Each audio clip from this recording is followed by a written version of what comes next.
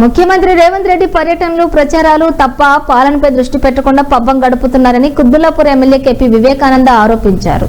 గతేడాది దావోస్ పర్యటనలో రేవంత్ చెప్పుకున్న 40,000 కోట్లతో అంతా స్కామ్ అని ఆక్షేపించారు.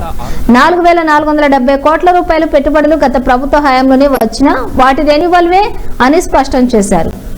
ముఖ్యమంత్రి పర్యటన వల్ల ఒరిగేదేమీ లేదన్న వివేకానంద రాష్ట్రంలో అయోమయ పరిస్థితిలో సృష్టించి పెట్టుబడులను పిలిస్తే ఎలా వస్తాయని ప్రశ్నించారు. ప్రభుత్వం వైఫల్యాలను ప్రజాక్షేత్రంలో చట్టసభలో ఖచ్చితంగా ఎండగడతాయని మరోసారి ఆయన స్పష్టం చేశారు. ఆక్షేపించారు. ప్రభుత్వ హయాంలో వచ్చిన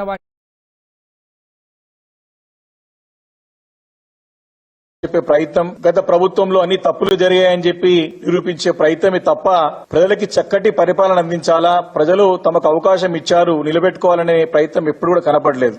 మరి వారి ఒక్కటి మాటలో చెప్పాలంటే రేవంత్ రెడ్డి గారి కాంగ్రెస్ ప్రభుత్వం వ్యవహారం ఏ రకంగా ఉందంటే మరి పులిని చూసి నక్క వాతలు పెట్టుకునే రకంగా వారికి వ్యవహార శీలి కనపడతా ఉంది.